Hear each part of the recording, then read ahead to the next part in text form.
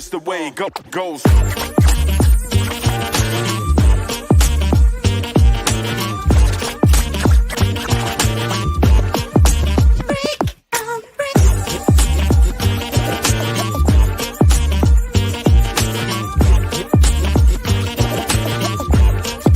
Just the way it goes.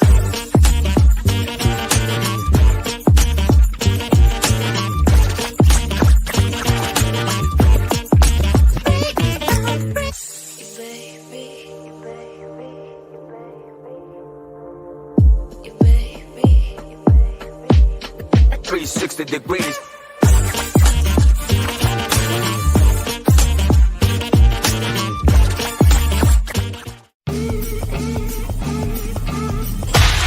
Sadistic Penguin Studios presents It's Getting Drafty in Here. Drafty old barn. The show of drafting random nonsense. I choose business ethics.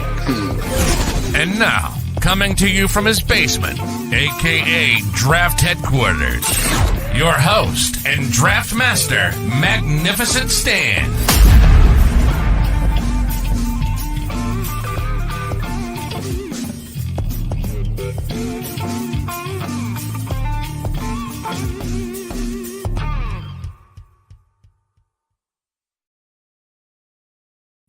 Hello, welcome to episode 39 of It's Getting Drafty in Here. I am your host, Magnificent Stan. Tonight is Sunday, March 10th, 2024. We're about a week and a half away from baseball, or two and a half weeks, from baseball starting regular season. So starting a series of baseball drafts.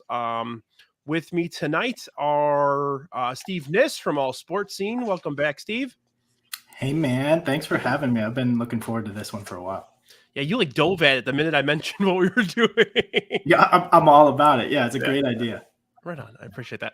Also joining me from Pinwheels and Ivy, we have Mitch Kaminski. How you doing, Mitch? Good to be here. Bradley took an L in the Missouri Valley tournament this weekend, so I'm looking to turn the weekend around with a good draft here tonight. Right on. Right on. It's nice to finally have you on here. I've been wanting to have you on for a while, so it's wonderful having you here. Also joining us is my buddy Kevin. Kevin, if you remember him from the Bluey draft, buddy of mine. I've known him for 78 years, 27 years, something like that. We met like our sophomore, junior year of high school, and here you are on a very tiny bus. Him and I went to many White Sox games over the years, and it's wonderful to always have him on. So thank you for coming on, Kev. Thank you. Today's topic, we're actually doing baseball build a draft, build a team again. We did one last year with Josh Nelson and Herb Lawrence, where we did current players. Today we're doing historical players. There are 8 positions. I took out DH, I took out pitcher, so we're just doing the raw position players for a roster. The twist is you have to draft a player from each decade from the 1950s through the 2020s. So once you release that decade, you cannot go back in and draft again. So, but when you're done, you'll have a player that played in the 50s, the 60s, the 70s, 80s, 90s, yada, up to the 2020s. So, one thing I did forget to mention in pre-show for you guys, when you do pick, if you can, please tell me which decade you're picking, because there are players that, were pretty much the best player of 2 separate decades. So, so definitely. And when you draft that person, say you draft, I'll use Barry Bonds as an example. If you draft Barry Bonds, which one are you drafting? Are you drafting in the 90s? Or are you drafting in the 2000s? We're only considering that decade of production. So, but yeah, let's get started. Screw the Oscars. I don't like the Oscars, but all right. So Steve, you won the lottery. Let's get moving here, pal. I did, and I as I was like diving into this, I realized I feel like this might be your most strategic draft that you've run so far. It's up there for sure, because we could be stuck with like shitty catchers from like the 1950s or 60s or whatever, depending on like how we build. And then there's strategy that goes. So as the first pick, I was like, great, I get my choice of whoever I want. And then I realized, oh God, there are so many people to choose from. And now I have to decide what decade to choose from. So you already gave away my pick there Brian, but I'm going to go with Barry Bonds first and foremost. And I'm going to go with Barry Bonds from the 2000s. If you look at 90s Bonds as a total WAR, sure, maybe more than what he puts up in the 2000s. And if you compare him against a couple other guys in the 2000s, I think he comes in maybe third for the decade in Fangraphs WAR at least. Yep. But the reason I'm picking him is simply because of the stretch he goes on from 2000 to 2004, which is just like otherworldly video game like numbers, shit that we will never see again. Like absurd, create a player in MLB The Show, hit 120 home runs in a season, and you'll put up the WAR that Bonds puts up in those few years. And I have a couple stats that I want to throw at you because I got to prepare for my first pick here. And I want to highlight 2004 specifically. 2004, 45 home runs against 41 strikeouts, which is insane. It's not something we see anymore. Last year, Juan Soto leads the league in walks with 132. Kyle Schwarber was second with 126. If you took Bonds' 2004 intentional walks of 120, that puts him at third compared to just normal walks from last year. It's insanity what he does in those 4 years where he wins four MVPs in a row, I believe, and then he was second in 2000. So my favorite stat that I found, and then I'll let you all talk, is in that 4-year stretch, Fangraphs WAR, he puts up 47.3. That's better than 5 teams, complete offenses combined. One guy providing more offensively than an entire team does, and 5 different teams do for those 4 years. It's just what he does in that 4 to 5 year stretch at the beginning of the decade, I think is enough to make up for the fact that he falls off a little bit in 06, 07, and then he doesn't even play the last few years of the 2000s. Yeah. It's just, they're numbers that we will never see again. Yeah, I mean, it's I was gonna take Barry Bonds 1. I had him on my list, but I was gonna do 90s Bonds. But you definitely can't go wrong with either. He had I believe this is B WAR, but 59.1 B WAR in the 2000s. 1,100 walks and like 4,000 plate appearances. Yeah, his baseball reference page is like porn. It's like it's it's ridiculous. Sometimes when I'm feeling sad, I pull it up. It's insane. He probably would have been a Hall of Famer even before he started juice. Like 90s Bonds, stolen base threat, good deep bender. Like you can't go wrong with. Spagnola didn't waste any time. Come on, dude. And I get it. And you can like, of course, his numbers get elevated by that. But he was just a hitter. Like, it's not that he was hit. You look at the home runs that he was hitting. These were not little wall scrapers where the steroids maybe made it. Sure, I'm sure they elevated his numbers a little bit. But the dude is hitting bombs. The dude is just hitting. I mean, is WRC plus, if we're going back to 1950, because that's kind of what the players we're dealing with here, first, second, and third best seasons of all time in 2002, 2001, and 2004. And then his 2003 would be sixth. I mean, it's comical how much better he is than everyone in those 4 years. Yeah. Yeah, I even, you know, what's funny is even when like his mobility was completely gone, he still played a pretty solid left field. It's like, well, if anything, that's the steroids did anything, it probably kept him on the field. That's my guess. His numbers would have been insane either way. Steroids aren't to build muscle as much as it is to recover. Like he could swing harder because his body can recover from strain more. So well, that's how you build the muscle too, is because you're recovering so much faster. You're right, a lot more than you usually would. I'm pro steroid. I mean, if everyone, as long as it's legalized for everyone, then I think right. The 90s were. Why do you think this? Yeah, like why do you think the Sox have been so bad the past decade? They can't stay healthy. Perfect. Need to get in the lab. Yeah, you could. I mean, there's some angles you could have taken with the number 1 pick, but I mean, to take the best hitter any of us have ever seen in our lifetimes, I mean, come on, just makes sense. I'm going to take a different path here. The 1970s is a really shitty decade for baseball production as hitter. So, and also I feel like second base is also a difficult position to have an established superstar type player. There was a guy in the 70s named Joe Morgan. Very underrated player. Guys, I didn't like the guy as an announcer. He's apparently not a very wonderful person in the world, but damned if he wasn't a hell of a player. He was a 9-time All-Star in the 70s, MVP in 75, 76, 66.9 combined WAR for the decade. Just an all-around great player. I mean, I'm taking him early. I mean, if we're looking at just raw talent, he's not all the way up there, but yeah, I'm gonna go 1970s Joe Morgan. Shut up, Praz. He's better than Ryan Sandberg, punk. I think it's a good pick. I was hoping that he would get around to me at the turn for a lot of the same reasons you mentioned, but another one of those, like, he actually fits the decade rules here perfectly, given how much of his like kind of total WAR happens within the 70s. Yeah, he also stole almost 500 bases in the decade. So I mean, the guy was aces, man. He did everything. Over 400 on base percentage. If my lineup ends up the way I'm thinking of setting it up, he would be like my number 2 hitter.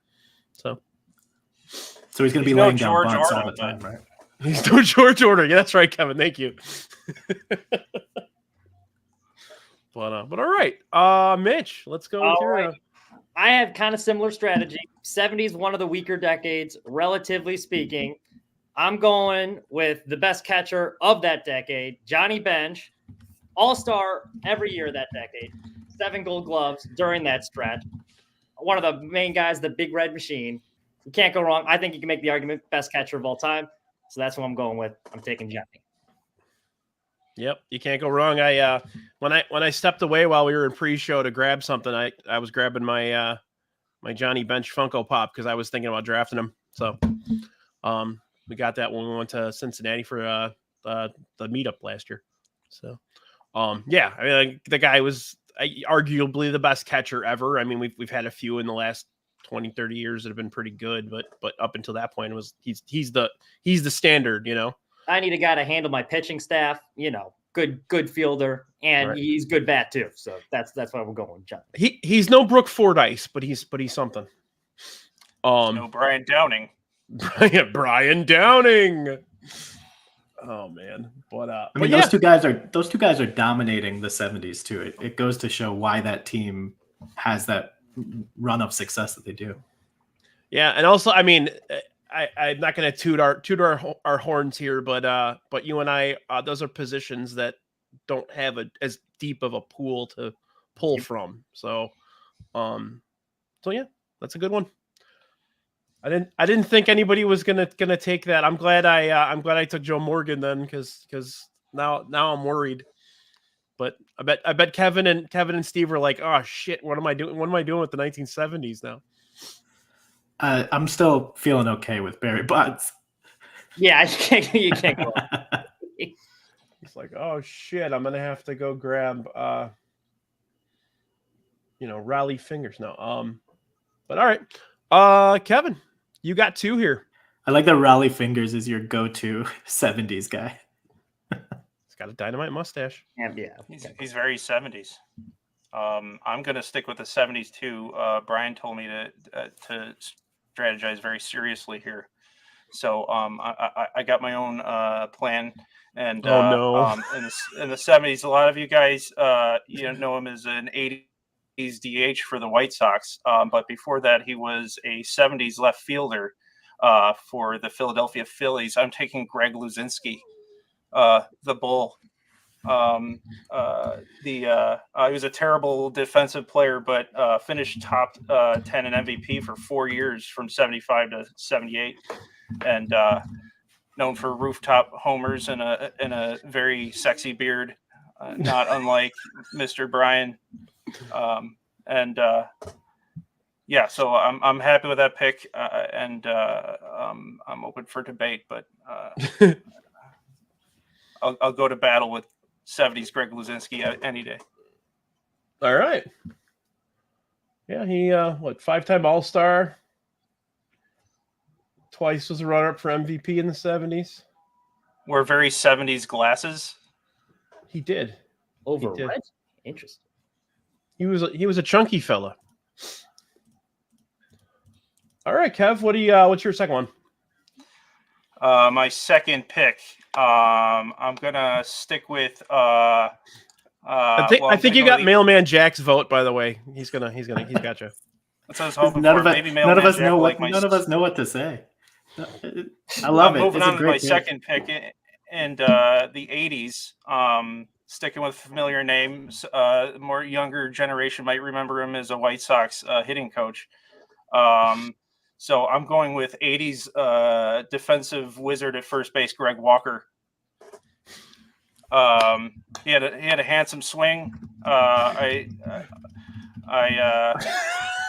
vaguely remember him playing when I was a young fan. I watched him play first base, and then he got hurt. And then who took over was Russ Moorman. I don't know if you remember that name. But you should even remember that, dude. You were like 2. I was planted in front of a TV watching terrible White Sox baseball and Joe Cowley throwing no hitters. So Greg Walker had a strong few years with the White Sox, and he was just an excellent hitting coach. The results speak for themselves. Oh boy. Here we go. Let's do it. So Kevin and I have been going out to breakfast every week, and he mentioned that he wanted to do a theme team. So I think we're heading that direction, aren't we, Kevin? I'm not gonna divulge what my plan is. I mean, this roster is my brother would be voting for this roster so far. He's Norm Macdonalding this draft, and I love. Every single second of it. 2000 Barry Bonds, that's one thing, but give me Greg Walker. Because he's gonna coach your other players too to make them better. And we saw Bonds as a hitting coach, not very good. So I get where you're going with this. Yeah. Bonds is He's a terrible curmudgeon. hitting coach. Greg Walker's delightful. Miami, guy. right? I met him at Sox Fest. All right, Mitch. All right. Probably going to be showing the age here. We're going with the guy from current decade. I'm going Shohei Ohtani. He's going to be my right fielder. Now, we're going to need some better defense for left field, center field, make up for it. A little injury prone. But he hits bombs. If I need a pitcher, I got that. You could argue probably one of the best baseball players of all time. So I'm going Shohei Ohtani in the outfield is my right fielder. Okay. So we did discuss this before while we were discussing the draft. But since it's current decade, I think it's fine, right, Steve? Yeah, count it. Okay, because we were saying you have to play 100 games at a position. You know what? We'll because it's NPB current, game. because it's current decade. Who knows? Maybe Ohtani's arm never comes back. What are they going to do with him? They're going to put him in right field. He's going to be a damn dynamo. So you play him in right field, then they'll move him to second base and move him to shortstop. Just the Mookie Betts route. No, it's permanently move him to shortstop for now. That's what Dave Roberts said. Permanently for now. That is a good one. All right. I believe Brian and I were on record when he started, when he came, and we were thinking he was going to be a massive failure at trying to do both. You know what? That does seem a little illegal. I didn't realize how few games he had in the outfield. I can switch that pick just to fit the criteria here. Only if you want to, Mitch. I think it's okay just because it's the current decade. If it was somebody that played in a different decade and it's not open anymore, I think this is fine. You're good. We'll take it. Okay. Cool. Yeah, no, you can't go wrong with that. Best hitter in the game now, I think. Top 30 pitcher, but right on. Hey, we need 94 more games and we will meet the criteria. So come on, Dave Roberts. Put him in the outfield. All right. So Steve took Barry Bonds. I'm going to take Barry Bonds' godfather with my next pick. Mm-hmm. I'm still debating which. Yeah, I'm going to do 1960s. Yeah. 1960s. Shocking that he made it back around to you. So I'm going Willie Mays, 1960s. Just so you know, you're also getting New York Mets Willie Mays with the 60s. I'm okay with that because he had a cumulative WAR of 84 in the decade. So. 935 OPS, slug 560. Come on. That guy was a freak, man.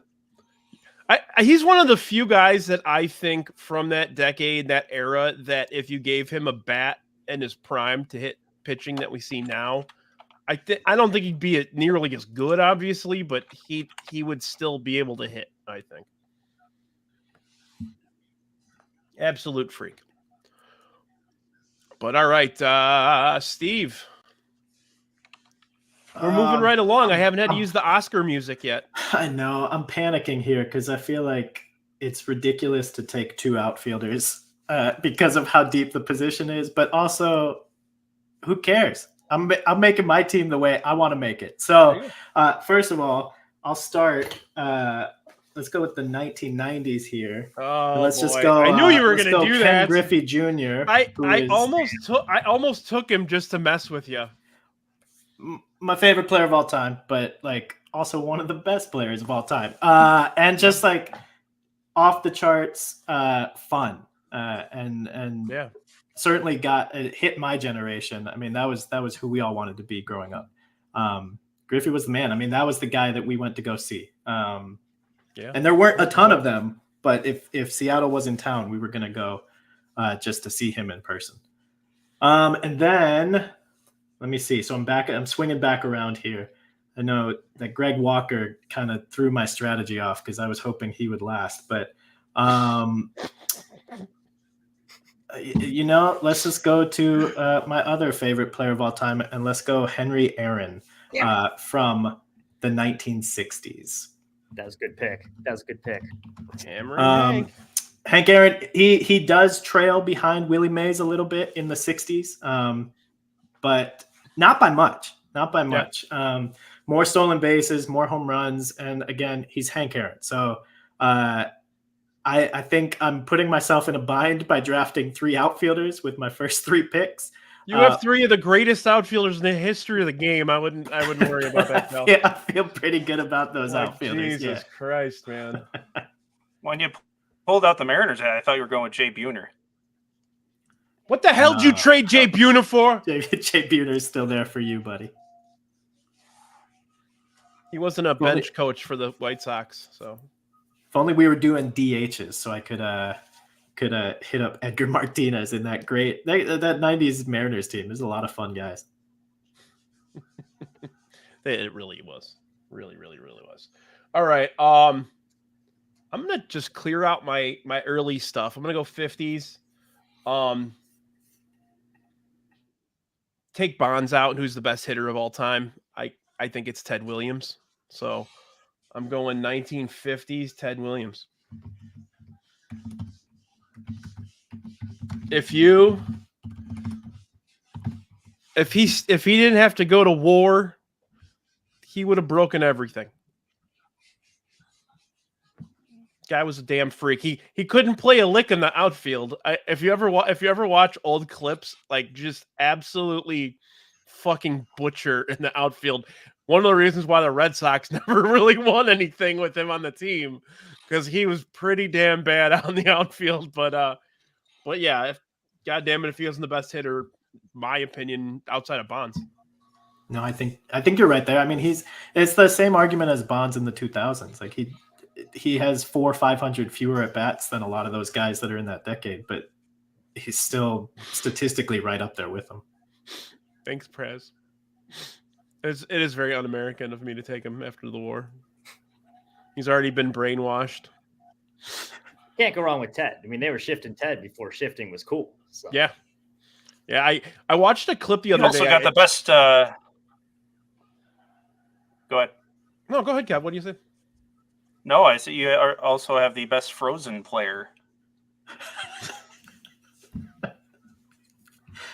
100%. Your roster will long outlast the rest of our rosters. I saw a clip on Instagram of Ted Williams watching a it's like a 16 or 17-year-old Mike Piazza hit. And it's the coolest thing ever. He's telling him exactly what he needs to do. And he's like, this kid's going to be a damn superstar.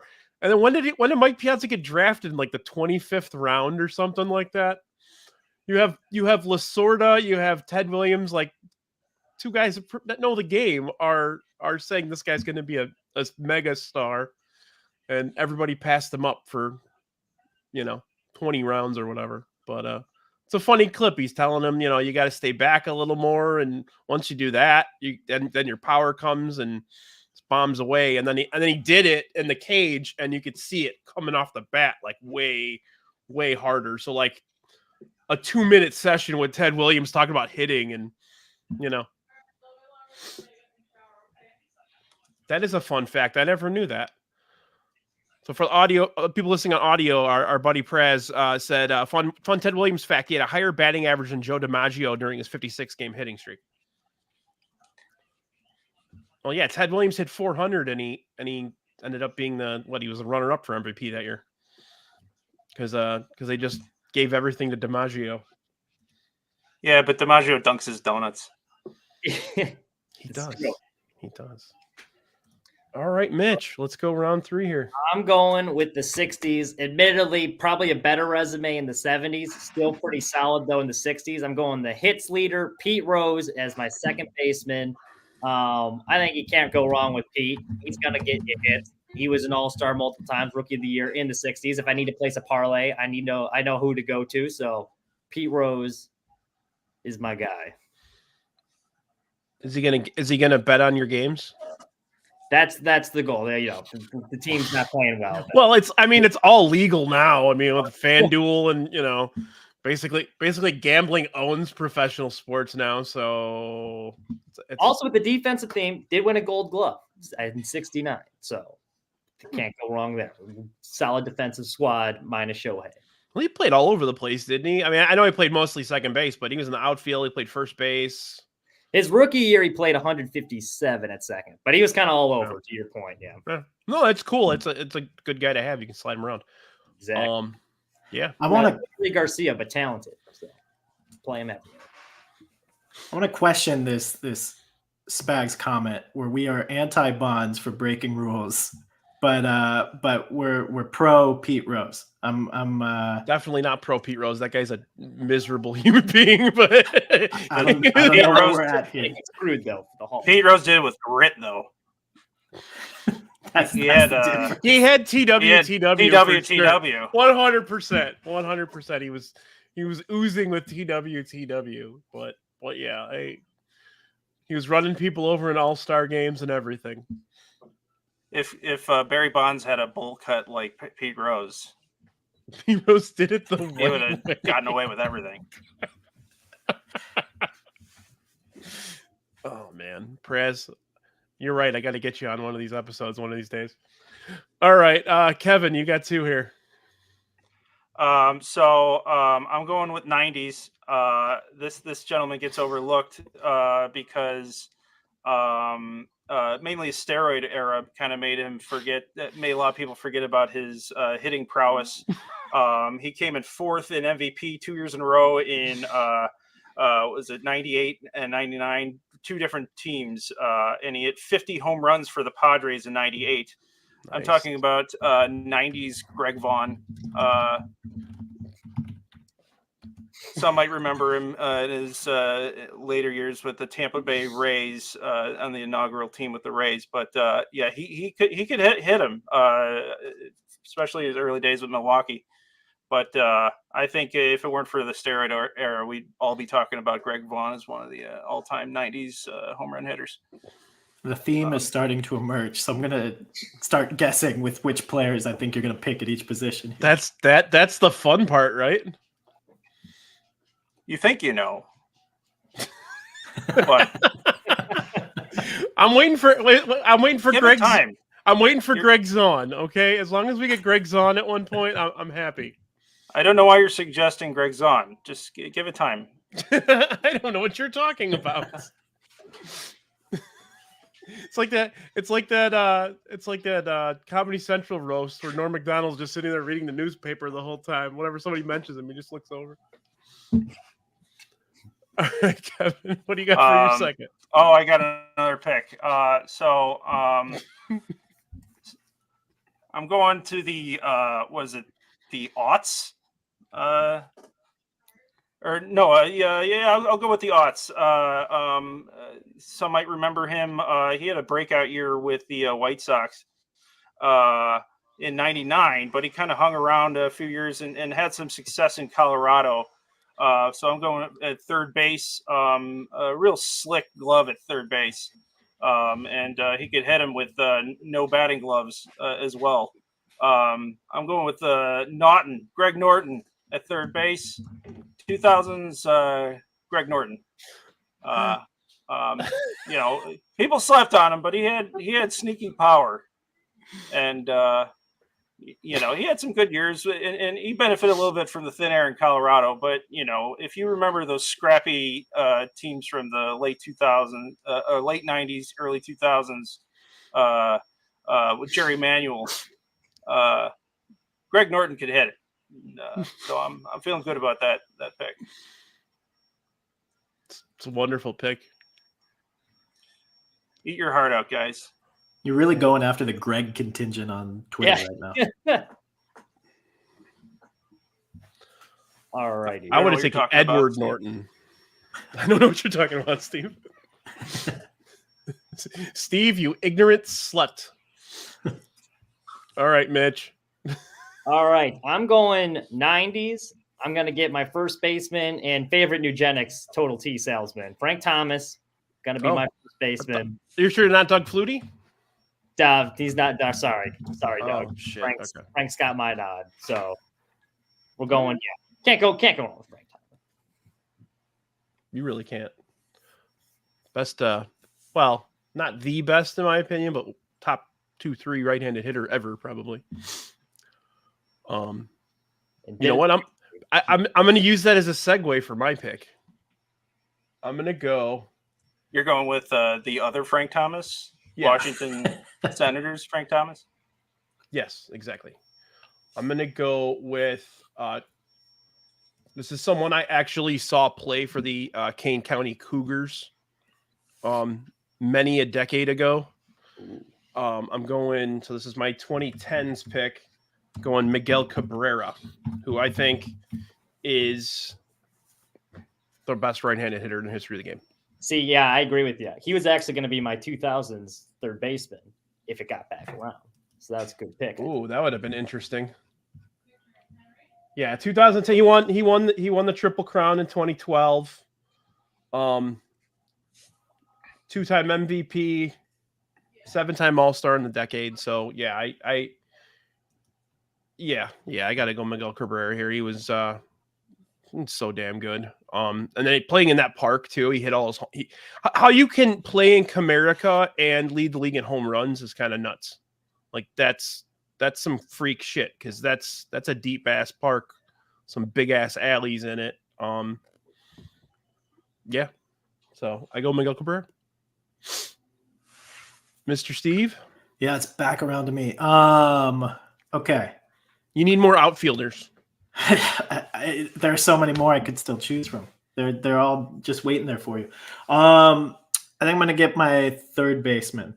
And this is one of those guys where the decade choice is interesting because he can work in 2 decades, but clearly I'm prioritizing home runs here. I'm gonna go with Mike Schmidt as my third baseman.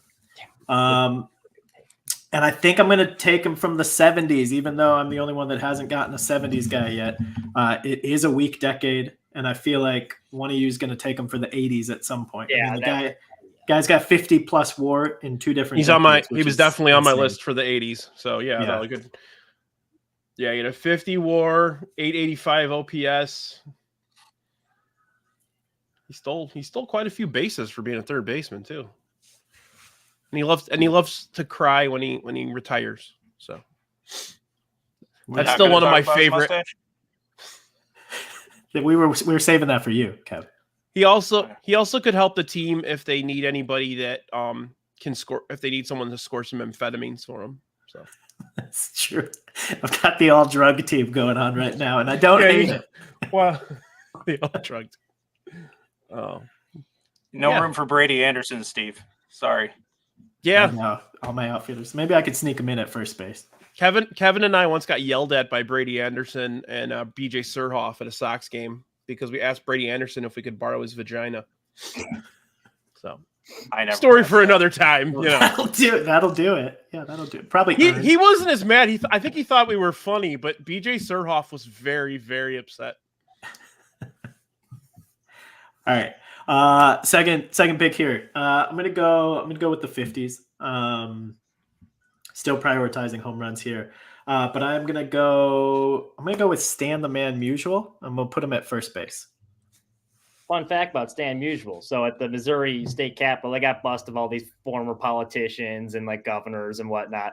For whatever reason, if you go in there, like random corner, they have a Stan Musial bust with the Cardinals hat. Everyone else is like some political figure, but they got a Stan Musial bust at the Missouri Capitol. I mean, he's good enough to earn a bust in most places.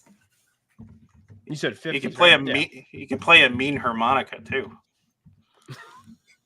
That's another fun fact. Kev, you're full of the fun facts. I love this. His name's not Greg though. I knew that Kevin wouldn't pick him. I knew he was safe from that, but I was worried with both Musial and Schmidt with both of you guys filling out. Stan Musial's actually on my board. Oh no! Why do I not believe that, Kevin? All right. I'm gonna go with 2000s here and grab my shortstop. So I'm surprised Steve didn't pick him because it's an all drug team, but I'm gonna go Alex Rodriguez. Yeah, I mean, best hitting shortstop ever, and it's not. I don't even think it's particularly close. So, I mean, one day Tim Anderson will pass him, but you know, Eventually. in Miami, of course. So yeah, I gotta go A-Rod. You know, between home runs, stolen bases, everything. The guy was an athletic freak right at the get go. 6'4" shortstop, which is kind of freakish. But the Bukaki guy. What? Okay. So yeah, I'm gonna go A-Rod. What were you about to ask, Steve? I was just gonna say I'll accept the steroids. I just don't like the dude as a guy. Yeah, not a good guy. No. But I got he's wonderful. I got Joe Morgan too, so I'm shitty announcers, great players. So maybe I'll take who was the guy that always who was the guy that always did the show games with Buck, the catcher, the old guy that got into it with Deion Sanders. Oh yeah. Mc something, I forget. Never mind. I'm no, terrible. You're right. We all know who you're talking about. Maybe it's just that Tim McCarver. Thank you. Maybe it's just that great players don't make great announcers. Period. Tim McCarver was actually on my board. Tony Romo, take notice. Greg Olson. You could get Greg Olson. I had high hopes for Greg Olson. He is bad, like bad. I think he's not bad in the booth. I think it takes time. I think he'll be fine. Romo regresses as Olson gets better. I think he takes his power, and then Tom Brady just is going to be bad. I think so too. Yeah, but this isn't a football show. Kevin doesn't even know what football is. So Bronco Nagurski. Right. Exactly. Nailed it. You got it. All right, Mitch. All right. So because Shohei, questionable right fielder, we're going to need a good outfielder. We need some speed. Going into the 80s, we're going to take Ricky Henderson. A little bit more speed. We got a left fielder now to help balance out the lack of range Shohei might have. So that's what we're going to take. Son of a bitch. He was gonna be hitting in front of Morgan in my dream lineup. Ricky loves that pick. Ricky is one of the most underrated players ever, doesn't he? Yeah. He have the most walks, most runs. most Well, stolen everyone thinks bases. stolen bases, but he was a good hitter too. I mean, you look at his baseball reference: silver slugger. Yeah. Somebody posted a question on Twitter, Ricky or Ichiro, and it's like Ricky, no question. If you look at the numbers, he was amazing. Steve's gonna stab you for saying that. A career 111.2 WAR. I mean, that's insane. Yeah. Yeah. I mean, so he has the most runs, the most stolen bases, and the most. Well, he had the most walks, right? At one point. He led the league in walks 4 times throughout his career. Yeah, but didn't at one point wasn't he the career leader in walks until Bonds? Probably till Bonds came along. Okay, that's what I thought. But yeah, You all have heard the Olerud story, right? the Ricky Henderson one. Yeah. No. He was playing. So he was playing in Toronto with John Olerud. And John Olerud famously wore a helmet when he played first base.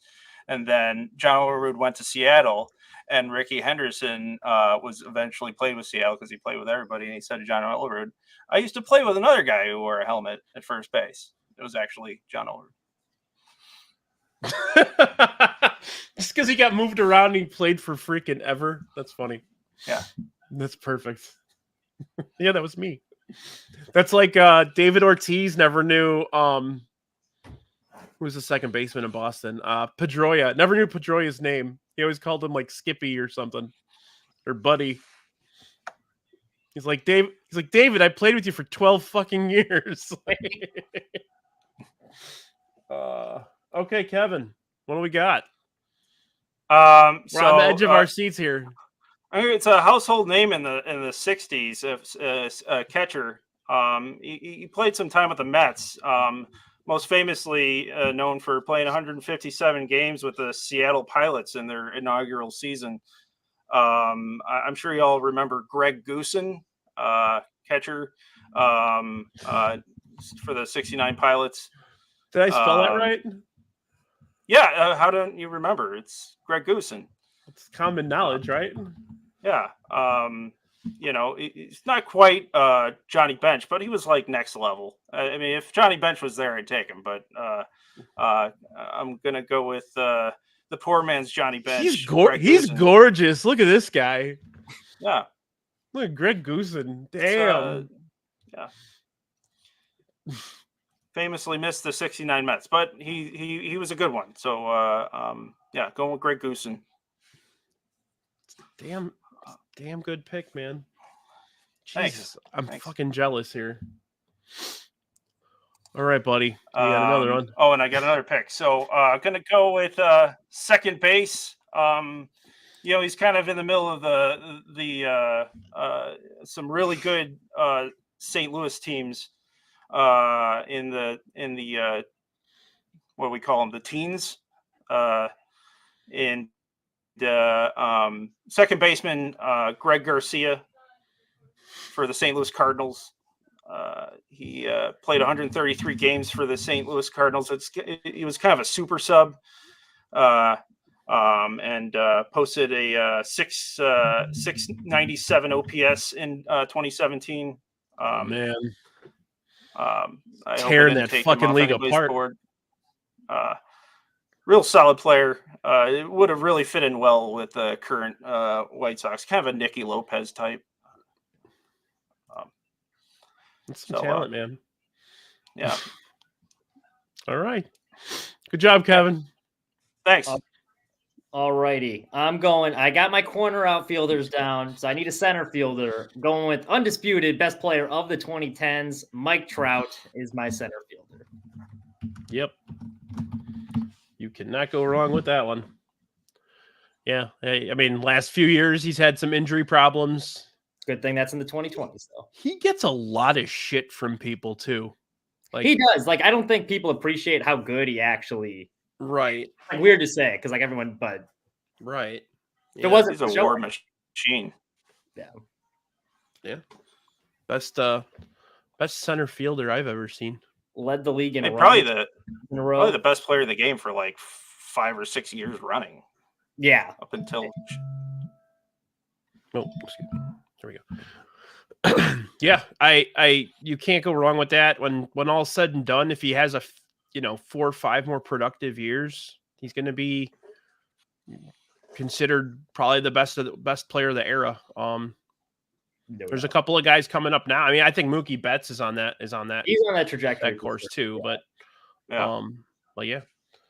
All right. I'm gonna go ahead and get my 2020s out of the way here. I'm going outfield. And I'm gonna go with Ronald Acuna.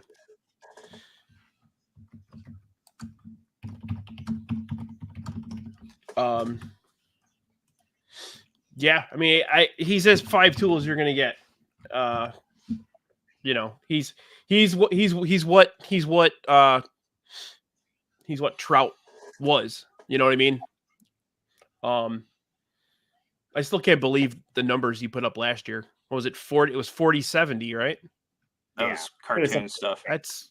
I mean, I know the rules have changed to make it easier to steal a base, but shit, man, like if you're stealing 70 stolen bases, you're no scrub. Well, and he also gets on base at like a 420 clip too. It's like, Jesus Christ, like, yeah, he does that. Like if the worst thing he does is play a slightly above average right field, like if that's his worst quality, like, you know, you got a really good player here, you know. So yeah, I'm going Acuna. Or Acuna Matata. You can't go wrong with that pick. Maybe the most exciting player in the game. I don't know. It's one of the more fun ones to watch too. He's up there, yeah. He's pretty boring. Like Acuna's flashy. He steals, but yeah. So I think you could easily argue that. All right, back around to me. I'm going to institute the Mitch rule here with the 2020s. And you just mentioned him again, Brian. I'm going to take Mookie Betts, and I'm going to put him at second base. I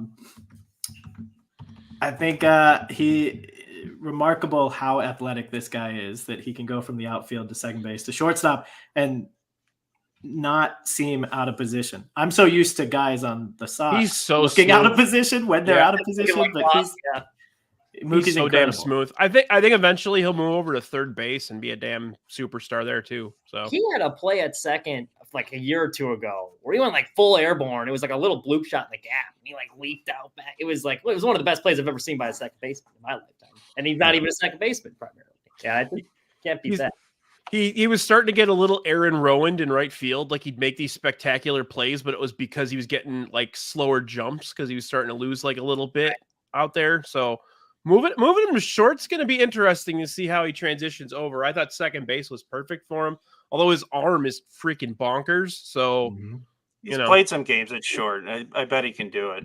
Yeah. He can make up for that lack of range a little bit. Well, yeah, and Muncy's good at third too. Like Muncy covers a lot of ground at third as well. So, yeah. I mean, that team's just going to be fun to watch.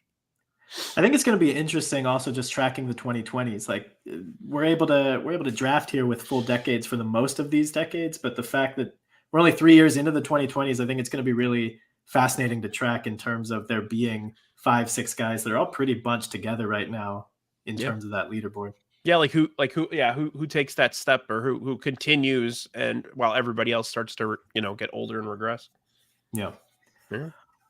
So with Betts maybe playing a little out of position, I want to get my shortstop, make sure my defense is good to go. And okay, so I've got 2 guys here that I could choose from the 80s, but I don't really like Cal Ripken, and it's my team, so I want to pick who I want to pick, and I'm going to go with the Wizard. I want 1980s Ozzie Smith, flashiest team that I can possibly construct, but I'm not ashamed to admit how many times I've caught myself watching defensive reels of just highlights from Ozzie Smith. He's just incredible.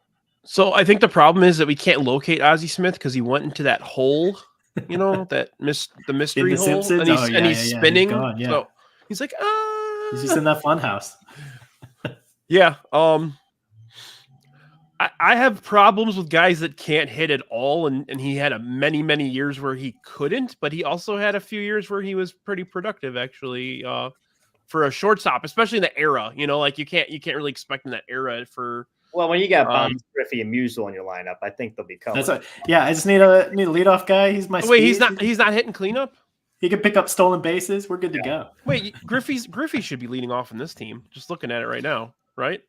Old Right, the Ozzie Smith is I probably. like, Ozzie says, sorry, he's my second leadoff guy. I'll put him at 9. Put him at 9. Okay. Yeah. Second leadoff guy. All right, Tony. It's a good YouTube watch on old Ozzie Smith videos. You waste a lot of time watching that. I think if I was putting it together right now, it's probably Mookie leadoff, maybe Griffey 2, Bonds 3, and Hank Aaron 4. I don't know. You can't go. All these teams are. 3 of these teams are stacked. One of these teams, I just need to see those last 2 picks to see if. Yeah, I know Mitch really out. needs to pick it up. All right. All right. I'm gonna go with my 90s, and I'm gonna go and grab a catcher. I'm going with quite possibly the best defensive catcher we ever saw, which was Pudge Rodriguez. So, have you seen the way that guy looks now? He looks like an old investment banker. He really filled out. But yeah, he won an MVP in the 90s. Him and A-Rod can share needles, and story for another time. And yeah, just an all around. You could have taken him for the 2000s too, but yeah, he won, or he was 7 or 8 time All-Star, Gold Glove pretty much every year. So yeah, Pudge. Now it's got me wishing that you had gone with the Rodriguez theme team. That'd have been funny. Theme teams are the way to go, though, right, Kevin? If the theme is amazing players.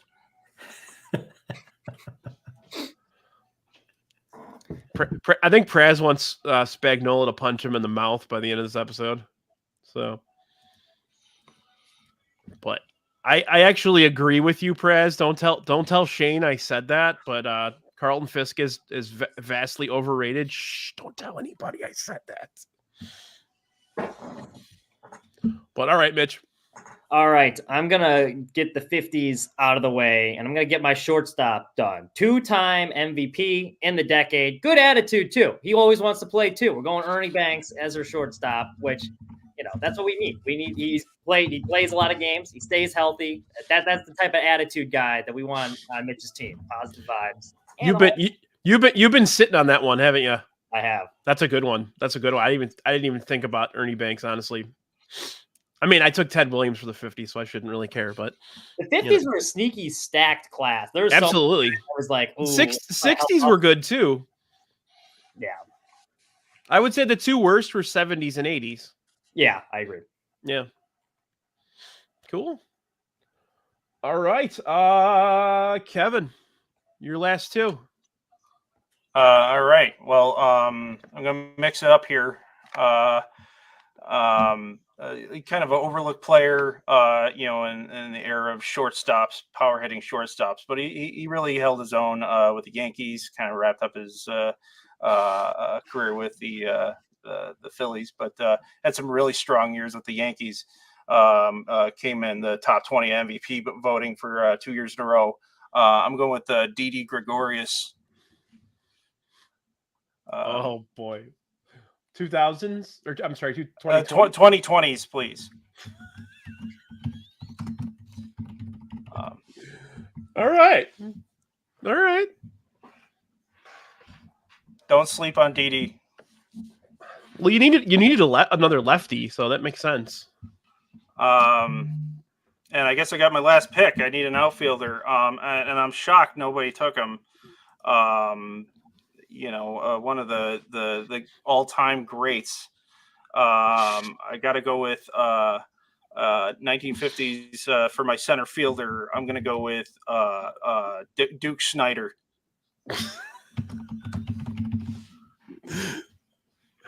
What's one Duke's? One of the 3 great center fielders in New York at the time, along with Willie Mays and Mickey Mantle.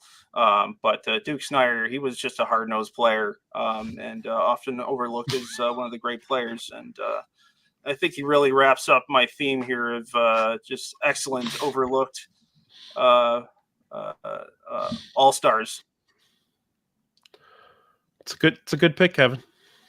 He's one of the best players of the decade. Yep. All right, man.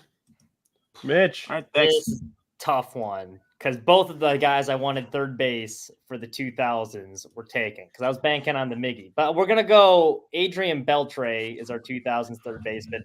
Now he had his better years late in the 2000s, but it was still good enough, I think, to give us the nod. You know, Beltre too. Like he never wore a cup at third base, which is baffling to me in the hot corner. So I mean, props to him for having the balls to do that. Pun intended, because I couldn't do that hot corner. I absolutely love Adrian Beltre. I love his personality, and his game was another guy like super underrated dude. Like I don't think people until this last year when they started voting for Hall of Fame, like people didn't realize how good that guy was until they looked up his numbers. You know, Yeah. Just don't touch his head. yeah, don't touch his head ever. Not a good idea. I'm also happy that Chipper Jones doesn't get drafted now. That's what I was thinking too. Is like Chipper Jones was another one from the 2000s that would have been perfect.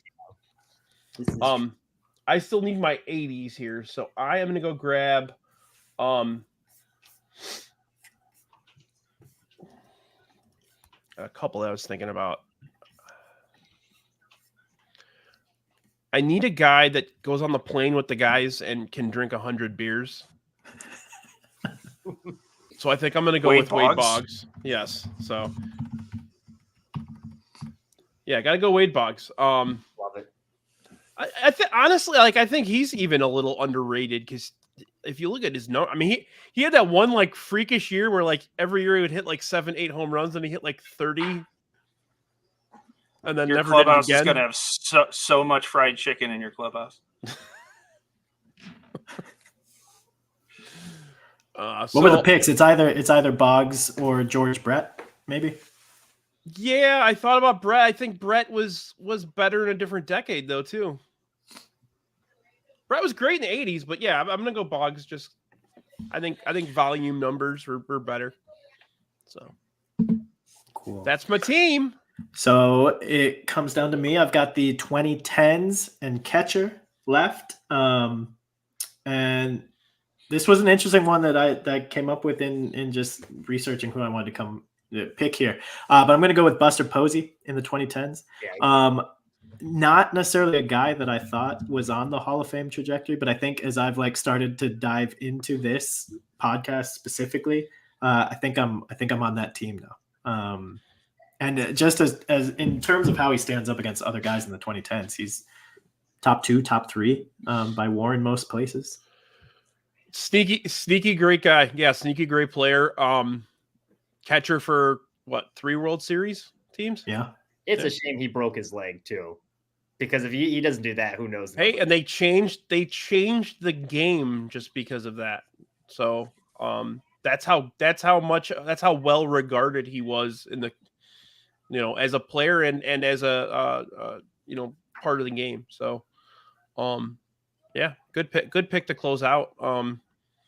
Yeah, it seemed like I thought one of us was going to get stuck and take something like, I got to do this, but it didn't happen. I mean, the Didi Gregorius pick alone was just stroke of brilliance. It's just strong drafts all around. So 4 great teams. Before we while we have this discussion, if anybody in the chat wants to mention anybody that we kind of passed on that we shouldn't have, feel free to mention that. But the first thing I want to ask you guys, you have one game. I'm keeping the era. I don't care. It doesn't matter what decade, anything like that. You get one pitcher to start one game. Who are you taking? Greg Maddux. Bob Gibson. Bob Gibson was me too. I mean, they changed the rules because of Bob Gibson. They had to lower them up. I think if you ask the question, for me at least, if you ask the question of if you could pick one player at one point at any any point of their career where they were at the top, I would say Pedro Martinez. 90s or 90s Pedro, or was it Pedro with that fucking changeup? You couldn't do anything. Like you couldn't do it. Like he would just go out there and he was what 5'9", and he was just throwing that changeup, and nobody could do a damn thing. So I go Pedro. Bob Gibson's a great pick. Maddox always a great pick. Randy Johnson was a good one. Perez. Scherzer, really, Luke? That's a good one. Sandy Koufax, maybe. Sandy. Depends what day of the week it is, though. That's true. Okay. Rube Waddell. So I found a website that has just all decade teams. So I was just kind of looking around what we possibly missed.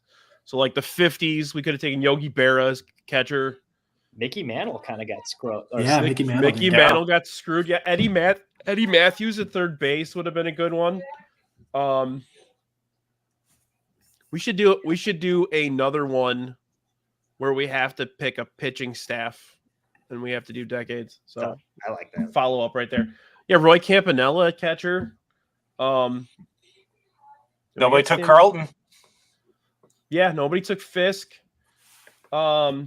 Again, I think he's overrated personally. His numbers were not that great, but he was a good catcher and a good player. But let's go to the 60s. Willie McCovey. Wow. All decade team, 1960s, third baseman, Dick Allen. Hey. Like All I said, swag team too. Yeah, exactly. Frank Robinson would have been a good one for the 60s. Did Eddie Murray get picked? Nope. Yeah, that's another one. Matthews, Al Kaline. And then some roll over to the 70s. Willie Stargell, Reggie Jackson. Rod Carew. And then the 80s. Gary Carter would have been a good catcher for the 80s. Mm-hmm. Robin Yount. Yeah, Yount, Molitor, Mattingly, Cal Ripken, Ben Ogilvy. Yeah, Eddie Murray, Alan Trammell, Dave Winfield had a lot of great years in the 80s. Tim Raines, sneaky underrated guy from the 80s. Andre Dawson. Andre Dawson, yeah. Awesome. Mike, and then I'm rolling over to the 90s. Mike Choose an expo Piazza. there. I'm sorry? Yeah, Piazza. I was saying choose an expo there. Yeah. Thanks, Steve. Craig Biggio, Chipper Jones. We already talked about. Barry Larkin would have been a good shortstop pick. Albert Bell. Albert Bell, yeah. Who is the pitcher that went in that climbed through the ceiling to get his bat? Was that Jason Grimsley? Yep. Okay. For some reason, honorable mention, 1990s catchers, they didn't have Ivan Rodriguez on this list for some reason, but they have Mike Stanley. Yeah, and second base, Roberto Alomar. If Joe Morgan hadn't been available to me in the first round, I would have taken Roberto Alomar in like the second or third round. He'd fit right in with that like culture you're building on your squad. So yeah, they're such good people. Manny Ramirez, Gary Sheffield. Let's go over the 2000s. Jorge Posada, Albert Pujols. I don't know why anybody didn't really think about Albert Pujols. I did. The line didn't. Well, you got Frank Thomas though, so exactly. So you can't really. I think we all did really well at first base. So that's what made it tough too. We sure did. There's guys that like, that would be a good first baseman, third baseman. Didn't fit the decade, or you already took that decade. Pujols could have been a third baseman, right? Yeah, as well. I think so. He probably could have played left field too. Yeah, I know he played left field for like 2 or 3 years.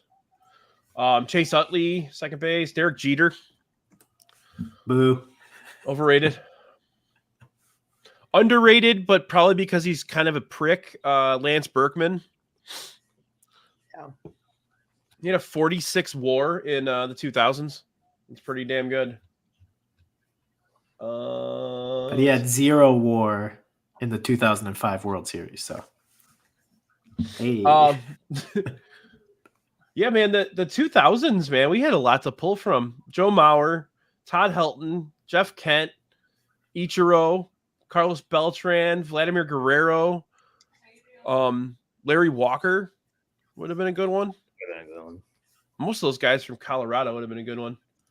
All right, let's go to 2010s. Joey Votto. When I took Cabrera, I thought long and hard at taking Joey Votto instead because I love that man. Congratulations, Joey Votto, on going home. Robinson Cano. Ooh, Josh Donaldson. I couldn't do it. I was thinking of it too for the 2000s. Couldn't do it. So this is funny. Guess who the shortstop of the 2010s was according to this list? Give me a team. Mike Caruso. Yes. His name isn't Greg. Troy Tulowitzki. Okay. Yeah, that would have been. When he was healthy, he was amazing. Tulo was a beast, man. He had 30 WAR in the decade, two Gold Gloves, 2 Silver Sluggers, five All-Star. No, yeah, 5 All-Star games. Yeah, good player, man. Andrew McCutchen, Nelson Cruz. Let's see. Altuve, Francisco Lindor, Jose Bautista. That's a good one. Yeah, Joey Bats. Yeah. Again, all swag. Yeah. And you guys have any advice for me? On the 19th, I'm doing this same draft, but with current players. So last year I took JT Realmuto first because I was trying to have some type of plan, but kind of blew up in my face. For some reason, I took Eloy at the end. I had the last pick, and I just took Eloy because I wanted to put him in the. I put him in the outfield too. That was the best part. But all right, well, this was a good one. I'm really liking our teams. Who's everybody's leadoff hitter? I'm going Ricky The Henderson. Bull. Yeah, Ricky. Obvious. I'll go Mookie. I go Acuna, I think. You go Acuna, Morgan, Ted, Willie, 1 through 4. That's pretty good. I think Greg's going to be a leadoff hitter on Kevin's team. It's Duke. Yeah. All right. Well, thanks guys for taking part in this one. I always love to bullshit baseball, man. That's one of my favorite things in the world. So, Mitch, you got anything you want to plug? Watch Pinwheels and Ivy every Wednesday. If you're watching this, though, you probably already know that. But yeah, there you go. Wednesday nights, 8 p.m.-ish Central Standard Time. Central Standard Time, yes. Steve, anything? Always all sports scene every Thursday, usually leading into whatever the 108 podcast, whenever that is. But always fun to check it out. We sometimes talk sports, but we always have a good time. I absolutely loved being on talking out your ass and bullshitting about Jerry Krause. That was so ridiculous. All right, Kevin, you want to plug anything? You want to plug your team? No, I got none to plug. It was nice meeting you, Mitch. Nice seeing you again, Steve. You guys can find me on Classmates. .com. Classmates. Oh man, are you still on Friendster? No, I gave up Friendster. You gave up Friendster, okay. Mitch is like, what the hell are they talking about? Yeah. Friendster was the first social media platform before Facebook. Before Facebook. Yes, and some of us had it, and some of us didn't. It was terrible. It lasted like a month, but all right. Before I forget, I forgot to plug. Vote for my guy, Father Zoe, 108 tournament. That's why I got the Dodger hat on. I always give him shit. He wears a White Sox hat on the podcast, so I decided I would do the same thing. He has like every iteration of an NL East team or something. But vote for my guy in the tournament. Are you gonna go vote for Zoe? Fuck Treasy. Nah, it's all right. I got nothing against. I got no beef with Treasy, but vote for Zoe. Those are like two of my favorite people. I still don't even know who to vote for, but all right. Thanks guys for being on. Don't forget to like and subscribe. Sadistic Penguin Studios. Tony's always working on hookup on music stuff. And then Tony and Yump are going to be at the show every Friday. And then we'll be back with another draft on the 19th. I'm going to have Josh Nelson from Sox Machine as well as Herb Lawrence from CHGO. And we're going to do essentially the same draft we just did now, except with current players. So be on the lookout for that. I'm going to be throwing out a lot of content. I opted out of the 108 tournament this year. I decided I didn't want to jump in. I didn't know if they were going to pick me anyway, but yeah. So if anybody needs any help, though, I'm down with putting on a stupid Lucha Libre mask and saying some foolish shit. So feel free to ask me, and I will oblige. But yeah, episode 39. Steve, Kevin, Mitch, thanks again, and we Thanks, are Brian. out. Thanks, man. Thanks.